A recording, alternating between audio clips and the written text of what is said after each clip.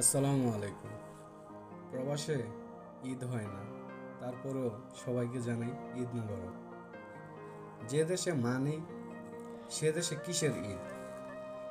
নামাজ পড়ে রুমে ফিরে আসি ঠিকই, একটু চুপচাপ থাকি, তারপর যেন মনে হয় এতটুকুই ঈদ ছিল আমাদের প্রবাসীদের জন্য।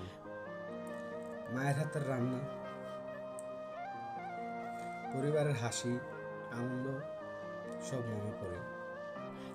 পরিবারের সাথে কাটানো সেই সুন্দর ঈদের মুহূর্তগুলো যেন চোখের সামনে চলে আসে।